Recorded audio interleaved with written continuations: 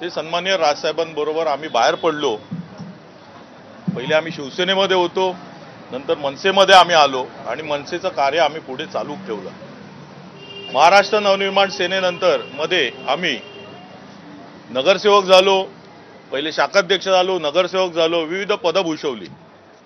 आम्ही एका झेंड्याखाली होतो, आमचं रक्त भगवं आहे। शिवसेनेमधून आलेलो आहोत आम्ही, आज आम्ही मनसेमध्ये आलो।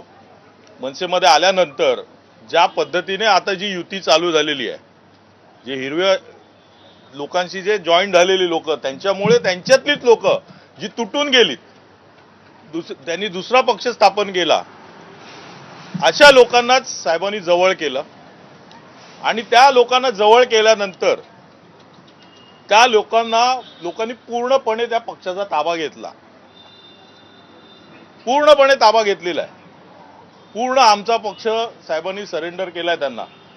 आज तुम्ही बघितलं असेल की आम्हाला म्हणजे ज्या सीट दिल्यात, अशा सीट दिल्यात, दिसायला आकडा 52चा आहे, पण ज्या सीट दिलेल्या आहेत त्या सीट तुम्ही जर बघितल्या तर त्यातल्या 7 ते 8 सीट येतील की नाही शंका आहे। कारण ज्या सीट आम्हाला पाहिजे होत्या त्या सीट तर आम्हाला दिल्या नाहीत आणि अशा सीट दिल्यात की तिकडे त्यांच्याकडे उमेदवार नव्हते, त्यांच्याकडे नगरसेवक होते तिकडे, पण त्यांची नावं खराब होती म्हणून त्यांनी त्या सीट पण आम्हाला द्यायला तयार झाले।